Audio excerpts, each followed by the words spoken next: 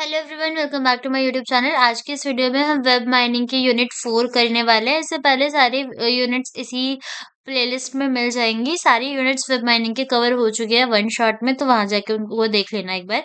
ठीक है, ज्यादा टाइम नहीं वेस्ट करते हैं, स्टार्ट करते हैं यूनिट 4। अब तक हमने बहुत सारी चीजें पढ़ ली है कि वेब माइनिंग क्या होता है, डेटा माइनिंग क्या होता है एंड वेब माइनिंग कितने टाइप्स के होते हैं। और हमें एक थोड़ा सा आइडिया मिला कि वेब माइनिंग का ना मोस्टली काम ये होता है कि हम यूजर के एक्सपीरियंस को अच्छा कर सके। जैसे यहाँ पर भी हमने वेब यूसेज माइनिंग पढ़ा था, तो उसके अंदर हमने वेब पर्सनलाइजेशन और रिकमेंडर सिस्टम्स के बारे में पढ़ा था।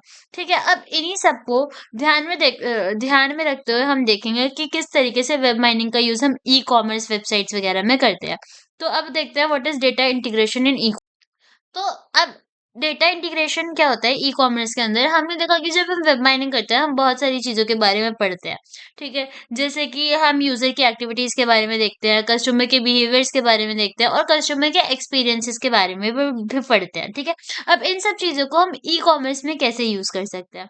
तो पहले तो हम देख लेते हैं what is data integration in e commerce. So data integration in e-commerce refers to the process of combining data from multiple sources, जैसे कि कस्टमर प्रोफाइल हो गई, उसकी ट्रांजेक्शन हिस्ट्री हो गई, प्रोडक्ट कैटलॉग हो गया, वेब एक्टिविटीज हो गई। तो ये सारी यूजर की इंफॉर्मेशन, इन सबको कंबाइन करके हमें एक फाइनल कस्टमर बिहेवियर या फिर कस्टमर का पैटर्न समझना है।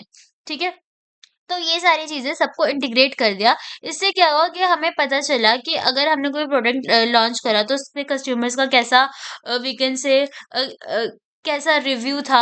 ठीक है, so that it helps us in even decision making and personalise customer experience and optimise the operation. तो दिस इज डेटा इंटीग्रेशन। ठीक है, अब there why data integration is so important in e commerce. तो पहली चीज तो जब हम डेटा इंटीग्रेट करते हैं, हमें एक हॉलिस्टिक कस्टमर व्यू मिलता है। That means we go and we search from various social media platforms. We do we can say we do web analytics, email campaigns, और तब जाके हमें पता चलता है कि एग्जैक्टली कस्टमर किस तरीके से हमारे प्रोडक्ट्स को कंसीडर कर रहा है, या फिर कस्टमर किधर किधर जाके क्या क्या प्रोडक्ट सर्च करा है, अपने उस बेसिस पे we can recommend customers different kinds of products. And उस बेसिस पे हम उसको एक पर्टिकुलर एड दिखा सकते हैं, मार्केटिंग कर सकते हैं। एंड दिस इज एंड इस तरीके से हमारी सेल्स स्ट्रेटजीज भी काफी इफेक्टिव होती है। तो ई कॉमर्स के अंदर डेटा इंटीग्रेशन करने का पहला कारण होता है होलिस्टिक कस्टमर व्यू, कि हमें कस्टमर का व्यू समझ जाए कि कस्टमर को कौन से प्रोडक्ट्स पसंद आ रहे हैं, वो कौन से प्रोडक्ट्स को सर्च कर रहा है, ऑल दीज थिंग्स। ठीक है, उसके बाद again the second thing is हम पर्सनलाइज मार्केटिंग कर सकते हैं on the basis of customers history, user behaviour, उसका प्रेफरेंस, उसका बिजनेस, उसका class. We can give them various recommendations. ठीक है, ये सारी चीजें। उसके बाद we can do improved inventory management के लिए भी हम इंटीग्रेट करते हैं इसको। दैट मीन्स क्या होता है कि जब हम बेसिकली इंटीग्रेट करते हैं यूजर का एक्सपीरियंस, तो हमें ये सारी चीजें भी पता चलती है कि कौन सी चीजें ज्यादा डिमांड में है, कौन सी चीजें ज्यादा ट्रेंड में है, कस्टमर की प्रेफरेंसेस किस तरीके के प्रोडक्ट्स होते हैं, कौन से प्रोडक्ट्स की ज्यादा सेल्स है। तो ये सारी चीजें हमें पता चलती है। ठीक है, so these are things because and that is why we do data integration in e commerce. तो तीन अप्रोचेस ये हो गए for this cross channel analysis. अब यहाँ पे जब हम डेटा इंटीग्रेट करते हैं तो हमें डिफरेंट डिफरेंट एस्पेक्ट से पता चलता है। यानी कि ईमेल्स के अकॉर्डिंग यूजर का बिहेवियर पता चलेगा, कस्टमर का बिहेवियर पता चलेगा, फिर वेरियस वेबसाइट्स के थ्रू पता चलेगा, मोबाइल ऐप्स के थ्रू पता चलेगा। तो यहाँ पर जब हम इंटीग्रेशन करते हैं ना, हमें हर डिफरेंट प्लेटफॉर्म के अकॉर्डिंग यूजर के जो एक्सपीरियंसेस हैं, ये सारी चीजें, यूजर की एक्टिविटीज पता चलती हैं। तो that is why we integrate data, we do data integration in e-commerce. Okay, so now we have a basic idea about what is actually data integration and why it is so important. Okay, now what are the techniques that are actually used for data integration? So there are various techniques जो कि data integration के अंदर use होती है। ठीक है, अब कौन कौन सी techniques use होती है data integration के लिए? पहला होता है ETL, that means extract, transform and load. Second is data warehousing। अब अभी हम यहाँ पर data warehousing के बारे में थोड़ा बहुत पढ़ेंगे, एंड आगे इसका पूरा एक टॉपिक है, तो उसके बारे में फिर वहां पर डिटेल में पढ़ेंगे।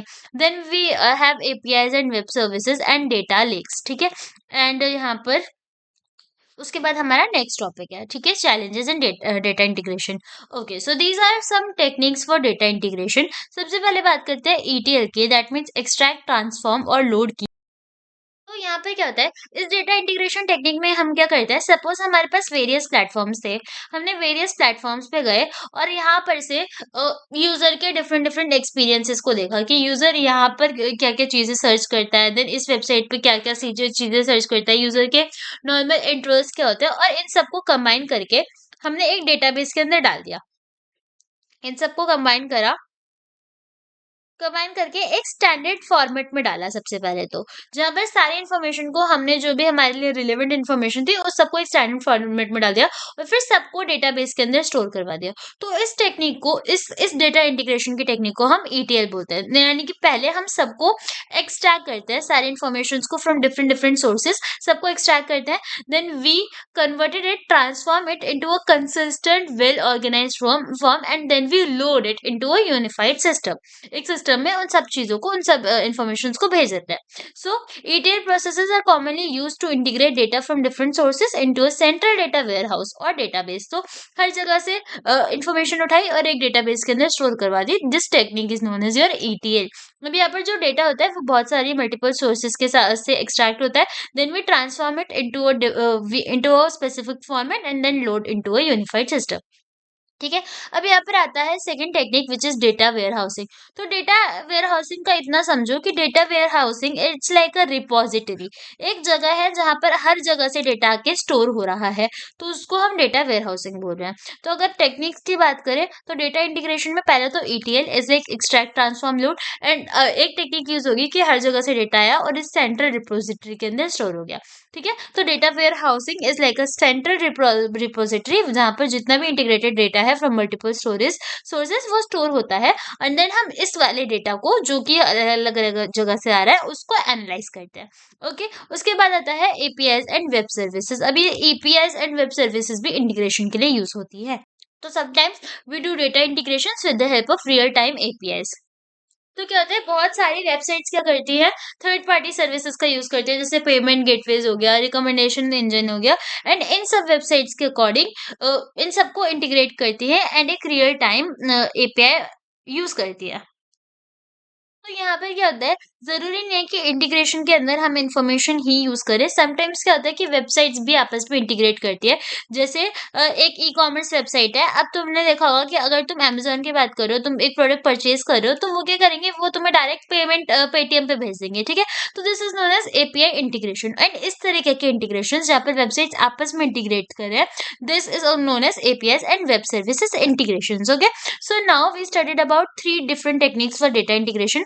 पहला होता है जहाँ पर हम मेनी सोर्सेस के डेटा को कंबाइन करते हैं, देन एक जगह स्टोर करते हैं, एंड फिर वेबसाइट्स भी आपस में रियल टाइम पे इंटीग्रेट करती हैं। उसके बाद आता है डेटा लेक। तो data lake is like a complete lake. यहाँ पर डेटा बहुत ज्यादा स्टोर है, लेकिन यहाँ पर जो डेटा है वो ज्यादातर क्या होता है कि स्ट्रक्चर्ड डेटा के साथ साथ तुम अनस्ट्रक्चर्ड डेटा को भी स्टोर कर रहे हो। तो डेटा लेक एक मिक्स स्ट्रक्चर है। अब इसका मतलब क्या हुआ कि तुम अलग अलग जगहों पर गए, अलग अलग वेबसाइट्स पे गए, अलग अलग रिसोर्सेज पे गए, जहां से तुम्हें डेटा मिला तुमने एज इट इज डाल दिया। तो जिन वेबसाइट्स पे तुम्हें स्ट्रक्चर डेटा मिला तुमने उनको स्ट्रक्चरली स्टोर करा दिया, जिन वेबसाइट्स पे तुम्हें रॉ डेटा मिला तुमने उन्हें एज इट इज डाल दिया, इमेजेस मिली वो डाल दिए, कस्टमर रिव्यूज मिले वो डाल दिए। तो this is known as your data lakes. Okay.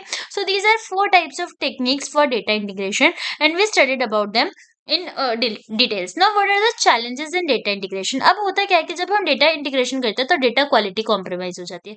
जैसे मैंने अभी तुम्हें बोला, कुछ जगह पे हमें स्ट्रक्चर डेटा मिलता है हम वो डाल देते हैं, इनस्ट्रक्चर डेटा मिलता है वो डाल देते हैं।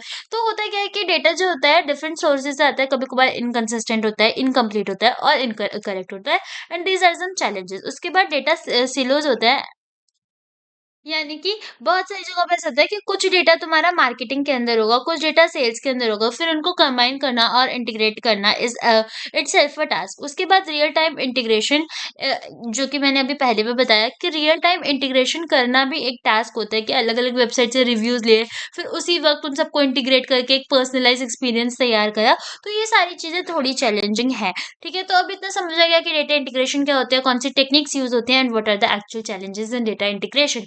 Now, this next topic is web personalization।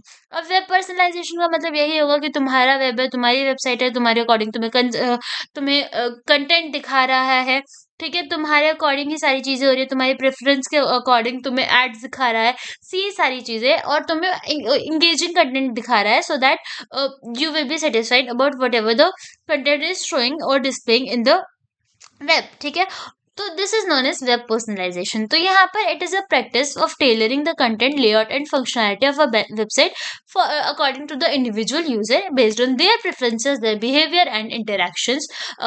ठीक है, तो this is known as web personalisation. ठीक है, अब इतना सबको पता है। अब what are the methods used for web personalisation?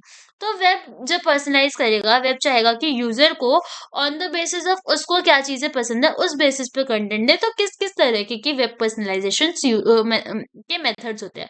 सबसे पहला होता है कंटेंट पर्सनलाइजेशन, जहां पर जो वेब है वो ट्राई करेगा कि यूजर को इस तरीके का कंटेंट दे जो कि बेस्ड हो उनके पास बिहेवियर्स पे, उनके पास इंटरेस्ट पे। ठीक है, फॉर एग्जाम्पल तुम गए और तुमने सपोज तुम गूगल पे गए and you search about a novel. ठीक है, तो तुमने एक नॉवल के बारे में सर्च करा। अब इससे थोड़ा सा आइडिया मिलेगा कि तुम्हें रीडिंग का इंटरेस्ट है। ठीक है, अब इस रीडिंग के इंटरेस्ट के बेसिस पे तुम्हें थोड़े से एड्स दिखने लग गए, या तुम्हें कुछ नॉर्मल आर्टिकल्स रिकमेंड होने लग गए जिनमें same habits of like same ads है या सेम कंटेंट है। तो this is known as content personalization. ठीक है, जहाँ पर यूजर के अकॉर्डिंग, यूजर के पास बिहेवियर के अकॉर्डिंग हम कंटेंट को प्रेजेंट करते हैं। देन आता है प्रोडक्ट रिकमेंडेशन। अब प्रोडक्ट रिकमेंडेशन का काम कहाँ पर होगा? ई कॉमर्स साइट्स पे। ऑब्वियसली यहाँ पर क्या होगा कि based on your previous purchasing patterns तुम्हें similar kind of products recommend हो रहा है। ठीक है, तो the second kind of web personalization का टाइप इज प्रोडक्ट रिकमेंडेशन। ना थर्ड इज बिहेवियरल पर्सनलाइजेशन। अब यहाँ पर क्या होता है कि यहाँ पर इस पर्सनलाइजेशन में हम वेब पेजेस के अंदर ये देखते हैं कि यूजर किस तरीके की वेबसाइट्स पे ज्यादा स्टे करता है, ज्यादा वेबसाइट्स को विजिट करता है और कौन से प्रोडक्ट्स के साथ इंटरेक्ट करता है। ठीक है, एंड उस बेसिस पे we try to create something जो कि यूजर को ज्यादा इंगेज करे विद वेब पेज। ठीक है, जैसे फॉर एग्जाम्पल यूजर ज्यादातर शूज वाली वेबसाइट्स पे ज्यादा रुकता है, उन पेजेस को ज्यादा विजिट करता है और वहाँ के लाइक शूज के प्रोडक्ट्स के साथ ज्यादा इंटरेक्ट करता है। तो हो सकता है कि जब शूज अराइवल हो तो वहां हम एक वी कैन से एक होता है न्यूज सेक्शन, वहां पर कुछ ऐसा समथिंग दिखा दे या फिर डिस्काउंट दे दे फुटवेयर्स पर। तो this is kind of behaviour personalization, जहाँ पर हम पूरा ट्रैक करते हैं यूजर के बिहेवियर्स को। Then fourth is location based personalization. अब होता है क्या, sometimes we ask for their geographical location and GPS track करते हैं, आईपी एड्रेस देखते हैं। तो इन सबको एनालाइज करके हम यूजर को उसके आसपास के लोकेशंस, उसके आसपास के स्टोर्स, इन सब के बारे में इंफॉर्मेशन दे सकते हैं। ठीक है, और उनके आसपास की जगहों के बारे में, ट्रैवलिंग के लिए फॉर एग्जाम्पल अगर कोई यूजर सर्च करे कि ट्रैवलिंग लोकेशंस अराउंड मी और स्कूल्स नियर मी, तो ये सारी चीजों में हम लोकेशन बेस्ड पर्सनलाइजेशन यूजर को देते हैं on the basis of their location, कि उनके आसपास क्या चीजें अच्छी हैं, क्या चीजें बेटर है, ऑन द बेसिस ऑफ वो कहाँ पर रह रहे हैं, किस जगह पर रह रहे हैं। तो this is fourth part of web personalization. Then we are studying the last one which is contextual personalization. यहाँ पर हम ये देखने की कोशिश करते हैं कि जो भी यूजर ने सर्च करा वो किस कंटेक्स्ट में सर्च करा है। ठीक है, ठीक है, किस कंटेक्स्ट में सर्च करा है। उसके बाद एंड इवन नॉट किसी कंटेक्स्ट में भी सर्च नहीं करा, तो बेस्ड ऑन अब कंटेक्स्ट, फॉर एग्जांपल अगर यूजर ज्यादातर सर्च कर रहा है the weather is very cold today, I caught a cold, something something ऐसे सर्च कर रहा है, तो देर आर चांसेस कि अगर वो किसी वेबसाइट पे जाएगा तो वहां पर उसको मतलब एक तरीके से हमने कॉन्टेक्स्ट पकड़ लिया कि ओके प्रोबेबली इस टाइम इधर बहुत ज्यादा विंटर्स हो रहे होंगे। तो अब यूजर अगर किसी वेबसाइट पे जा रहा है so we will recommend warm jackets और swimwear during the summer season और वार्म जैकेट्स इन विंटर। तो इस तरीके को हम बोलते हैं कॉन्टेक्चुअल पर्सनलाइजेशन। एंड सेम ऐसे ही होता है। फॉर एग्जांपल थोड़े टाइम पहले मैंने तुम्हें बताया था कि यूजर सपोज बहुत सारे फोन सर्च कर रहा था, सैमसंग हो गया, एंड्रॉइड हो गया, बहुत सारे फोन्स को कंपेयर कर रहा था। तो अब मैंने एक कंटेक्स्ट पकड़ा या फिर वेब ने एक कंटेक्स्ट पकड़ा कि okay the user wants to purchase a phone, right. अब क्या होगा कि अगर यूजर सर्च कर रहा है एप्पल, तो अकॉर्डिंग टू द कंटेक्स्ट अब ये पता है कि एप्पल मतलब उसको एप्पल का फोन चाहिए क्योंकि अभी वो बहुत टाइम से फोन सर्च कर रहा है। तो इस तरीके से कंटेक्स्ट के अकॉर्डिंग जब हम हमारा वेब वर्क करता है, this is known as contextual personalization. तो these are some steps for personalization. इन बेसिस पे हम यूजर को पर्सनलाइजेशन प्रोवाइड करते हैं। Now what are the techniques for web personalization? First is collaborative filtering and we already studied about that. अब यहाँ पर देखो यूजुअली जो पर्सनलाइजेशन टेक्निक्स होती है उनमें कोलैबोरेटिव फिल्टरिंग बहुत आता है। उसके बाद कंटेंट बेस्ड फिल्टरिंग होते हैं बेस्ड ऑन यूजर का इंटरेस्ट, उसने कौन सी कैटेगरीज में मतलब वो कौन से कंटेंट को सर्च कर रहा है, उस बेसिस पे जब हम पूरी फिल्टरिंग करते हैं उस बेसिस पे उसको चीजें रिकमेंड करते हैं। This is known as content based filtering. ठीक है, सो बेसिकली यूजर को वैसा कंटेंट दिखाना जो कि उसने पहले देखा होगा, उसको पहले पसंद आया और उसने पहले उस कंटेंट के बारे में सर्च करा है। ठीक है, so this is known as content based filtering. then we use user segmentation for providing these web personalizations. So the third one is user segmentation. उसके बाद हम वेब पर्सनलाइजेशन प्रोवाइड कर सकते हैं बेस्ड ऑन यूजर सेगमेंटेशन, यानी कि user को हम डिवाइड कर सकते हैं on the basis of its interest, उसके बिहेवियर्स, उसकी लोकेशन, इस according, so that we can give it more personalizations. Okay, तो इसको बोलते हैं user segmentation, where we group user into segments based on demographics, उसके इंटरेस्ट, उसके बिहेवियर्स, इस बेसिस पे यूजर्स को ग्रुप कर देता है और उन काइंड ऑफ यूजर्स को काइंड ऑफ सेम चीजें दिखाते हैं। ठीक है, उसके बाद आता है machine learning in AI, machine learning and AI. तो अब क्या होगा कि यहाँ पर हम क्लासिफिकेशन, रिग्रेशन, डीप लर्निंग, इन सब का यूज करके we try to improve the personalization for the user. Okay, now these are some ways जिनकी हेल्प से हम वेब पर्सनलाइजेशन प्रोवाइड करते हैं यूजर्स को। So these are the techniques for web personalization. क्या क्या? Collaborative filtering, content based filtering, user segmentation and machine learning. अब web personalization का बेनिफिट क्या है? ऑब्वियसली यूजर एक्सपीरियंस अच्छा होगा। User we can say user को वी कैन से हम उसके एक्सपीरियंस, उसके वी कैन से इंटरेक्शंस के बेसिस पे ज्यादा अच्छे प्रोडक्ट्स रिकमेंड कर पाएंगे, ज्यादा अच्छी सर्विसेज दे पाएंगे। ठीक है, एंड इसी वजह से कस्टमर रिटेंशन भी इम्प्रूव होगा, कस्टमर लॉयल होगा, ये सारी चीज होती है। एंड इसी के अकॉर्डिंग फिर रेवेन्यू भी अच्छा आएगा, that if we are promoting something or providing sales, so based on these techniques we can say we can get a good amount of revenue. ठीक है, अब we already studied about recommender system in web mining। ठीक है, this is the same topic. Recommended system क्या होता है? वो tools जहाँ पर हम यूजर को based on their preferences, behaviour, some similar kind of things को रिकमेंड करते हैं। ठीक है, अब यहाँ पर types of recommended system we already studied, जो कि थे collaborative filtering, then we studied about content based filtering and hybrid approach. ये सब हमने यूनिट 3 के अंदर कवर करा हुआ है ऑलरेडी। ठीक है, नहीं करा तो एक बार देख के आ जाना। अब यहाँ पर कंटेक्स्ट अवेयर रिकमेंडेड सिस्टम क्या होता है? जहाँ पर context on the basis of context वो सारी इन्फॉर्मेशन लेके रिकमेंड करता है चीजों को। एंड रिकमेंडर सिस्टम के अंदर चैलेंजेस भी हमने पढ़े थे कि अगर इनिशियली तो क्या क्या इश्यूज हो सकते हैं रिकमेंडर सिस्टम में, कि डेटा बहुत बड़ा होता है, फिर सबके लिए ये सारी चीजें रिकमेंडेशंस करना इज क्वाइट कॉम्प्लेक्स। देन अगर स्टार्टिंग में यूजर के बारे में हमें कोई इन्फॉर्मेशन ही नहीं है, so we can not recommend something. Then सारे यूजर सेम वे में इंटरेक्ट नहीं करते आइटम्स के साथ, कुछ यूजर्स को कोई आइटम पसंद आता है पर रिव्यू नहीं करते। तो ये सारी चीजों से हमें लाइक सर्च इंजन बोल रही हूँ, रिकमेंडर सिस्टम्स को ये फाइंड करना थोड़ा हार्ड हो जाता है कि यूजर का एक्चुअल इंटरेस्ट क्या है, because obviously they are not liking anything, they are not reviewing something. तो वो वाली दिक्कत होती है। एंड उसके बाद diversity and we can say diversity and serendipity is also a challenge. यानी कि हो सकता है कि रिकमेंडेड सिस्टम बार बार सेम ही चीजें सजेस्ट करे, एंड इस वजह से बहुत सारी चीजें जो है जिनमें हो सकता है यूजर को इंटरेस्ट हो पर वो शो नहीं कर रहा। तो this are the challenges in our recommended system. Okay, now we are studying about web content and structure mining, web data warehousing, reviews of tool, application and systems. तो web content and structure mining क्या होता है हम लोगों ने already पढ़ा हुआ है। web content mining के अंदर के टेक्निक्स भी हमने पढ़े हुए हैं कि what is text mining, what is image mining, multimedia mining. फिर वेब स्क्रैपिंग क्या होता है? ठीक है, तो वेब स्क्रैपिंग क्या होता है? ये एक मेथड होता है जहाँ पर हम वेब के सारे कंटेंट को कलेक्ट करते हैं from the web pages. Okay, so this is known as web scraping. और ये हम यूज करते हैं, ये हम करते हैं with the help of tools like Beautiful Soup and Scrapy. तो अब ये वेब कंटेंट माइनिंग तो हमें ऑलरेडी पता ही था। एप्लीकेशंस क्या होती है इन सबकी, ये हमने पहले पढ़ा था कि सेंटिमेंट एनालिसिस करने के लिए, रिव्यूज देखने के लिए, कंटेंट रिकमेंड करने के लिए और वेब सर्च इंजन्स में we use web content mining. अब web structure mining we already studied about the hyperlinks etcetera. I don't know why this is again in your unit 4 because we already studied all these topics in our unit 2.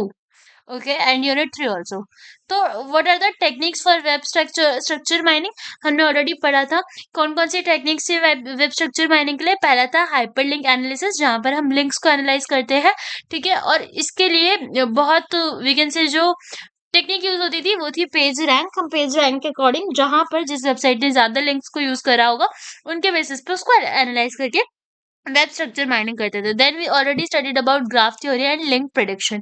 तो link prediction technique use होती है to predict future links between web pages based on existing structure of hyperlinks, ठीक है। अब यहाँ पर आता है वेब क्रॉलिंग। तो web crawling is also a technique for web structure mining. Web crawling क्या होता है, कुछ वी कैन से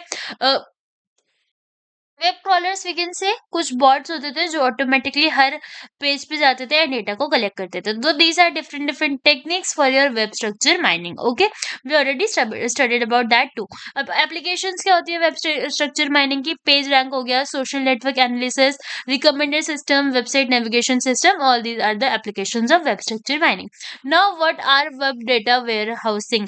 तो मैंने ऑलरेडी बताया डेटा वेयर हाउसिंग एक पूरा प्रोसेस होता है जहाँ पर तुम अलग अलग जगहों से जाके वेब वीकेंड से डेटा को कलेक्ट करते हो और एक जगह पर स्टोर करते हो एंड फिर बाद में उसको एनालाइज करते हो। तो this is known as your web data warehousing. So web data warehousing is the process of collecting, storing and managing web data in structured and accessible manner for analysis. It combines various type of web related data. अब इसके अंदर सब कुछ होता है, logs होते हैं, structural data होता है, कंटेंट होता है, ये सब कंबाइन होके एक रिपोजिटरी बनती है एंड इस रिपोजिटरी के अंदर हम ये जो रिपोजिटरी बनती है फिर हम इसको एनालाइज करते हैं, ठीक है।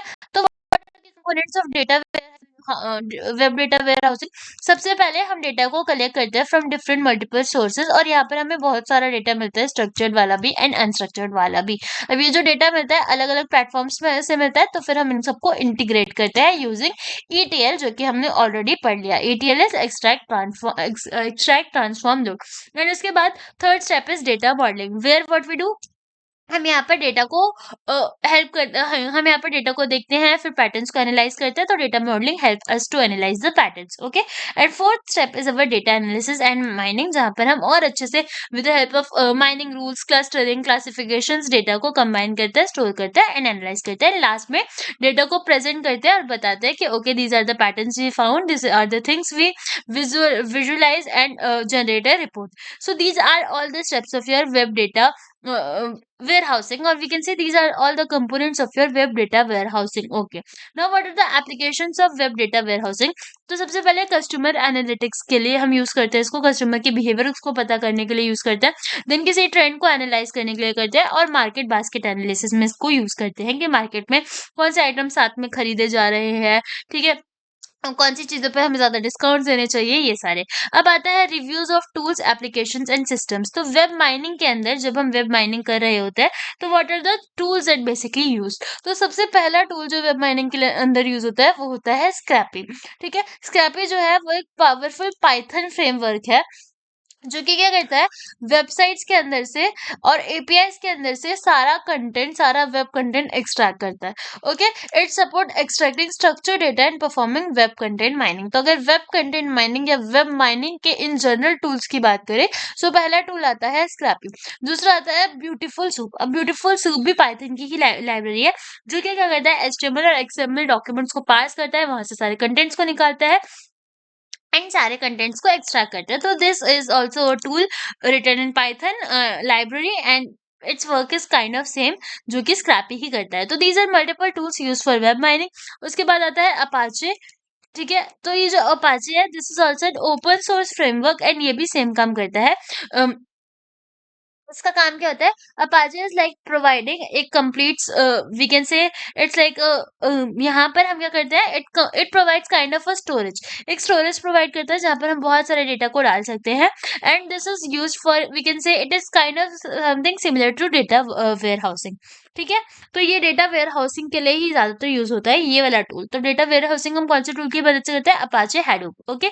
ओके, अब यहाँ पर आता है पेज रैंक एल्गोरिदम। तो पेज रैंक एल्गोरिदम जो है ये भी एक तरीके का वेब माइनिंग के लिए यूज होने वाला तरीका है। Okay, so these are all the tools that are used for web mining. Okay, it is not like content mining नहीं पढ़ रहे, अब स्ट्रक्चर माइनिंग नहीं पढ़ रहे, ये सब चीजें नहीं, एक कंप्लीट वेब माइनिंग के लिए कौन से टूल्स यूज हो रहे हैं, वी आर स्टडिंग दैट। तो कौन कौन से टूल्स वेब माइनिंग के लिए यूज होते हैं स्क्रैपी हो गया, ब्यूटीफुल सूप हो गया, अपाचे हो गया, पेज रैंक एल्गोरिदम हो गया, ये सब। अब वेब माइनिंग की एप्लीकेशंस क्या हैं? तो अब तक तो हमने बहुत सारी एप्लीकेशंस पढ़ी, बस उनमें से कुछ एप्लीकेशंस की बात करें तो ई कॉमर्स प्लेटफॉर्म्स में वेब माइनिंग बहुत यूज होगा, देन सर्च इंजन में, सोशल मीडिया में और न्यूज एग्रीगेटर्स में, जहाँ पर हम अलग अलग जगह से न्यूज़ कलेक्ट करके एक जगह पर डिलीवर कर सकते हैं। तो these are the applications of our web mining. Then web mining systems की बात करें तो खुद के भी वेब माइनिंग सिस्टम्स होते हैं, जैसे कि गूगल एनालिटिक्स। तो गूगल एनालिटिक्स क्या करता है, वो तुम्हें वेब ट्रैफिक्स बताता है, यूजर बिहेवियर और इंटरेक्शंस बताता है कि एक वेबसाइट पे यूजर ने कितना ट्रैफिक आया, यूजर कैसे बिहेव कर रहा है, कैसे इंटरेक्ट कर रहा है। तो अगर एक्चुअल वेब माइनिंग सिस्टम्स की बात करें तो पहला सिस्टम है गूगल एनालिटिक्स। ठीक है,